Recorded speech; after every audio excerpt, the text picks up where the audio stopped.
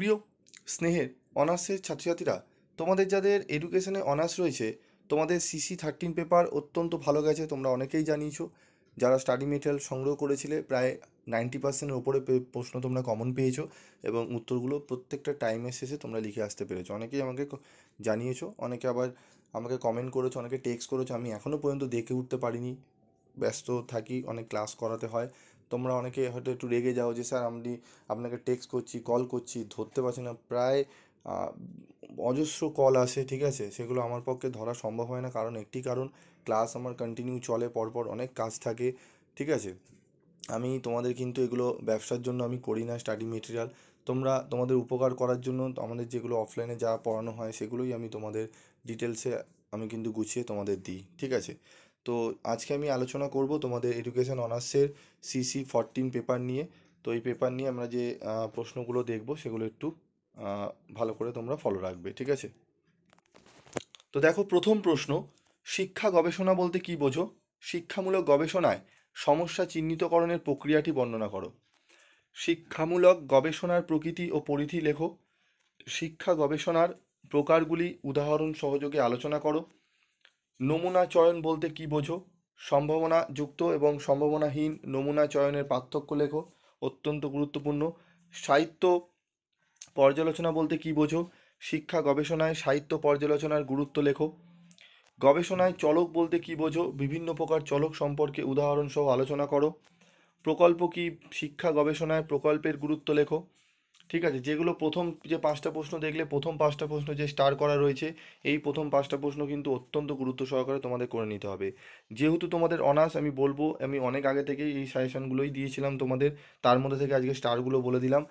যারা প্রথম থেকে আমার চ্যানেল ফলো করে এসছো বা স্টাডি মেটেরিয়াল সংগ্রহ করে এসছো, তারা আশা করি তোমরা এই প্রশ্নগুলো করে নিয়েছো। তো এগুলো তোমরা ভালো করে একটু করে নিলে আশা করি তোমাদের যেরকম CC13-এ তোমরা পরীক্ষা ভালো গেছে তেমনই যাবে তোমাদের 14।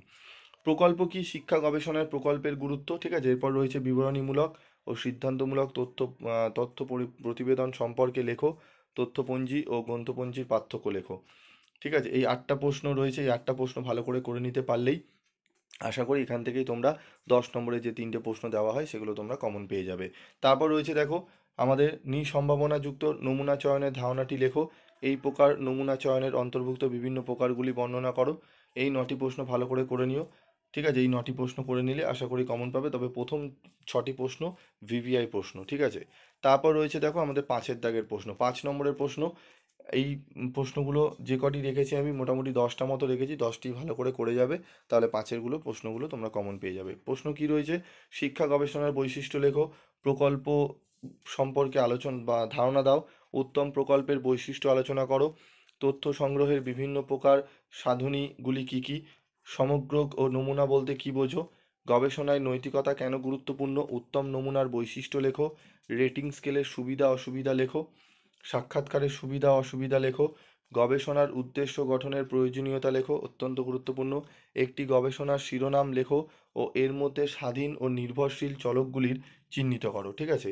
টোটাল এই 11টি প্রশ্ন তোমরা দেখছো, এই 11টি প্রশ্ন খুব ভালো করে করবে।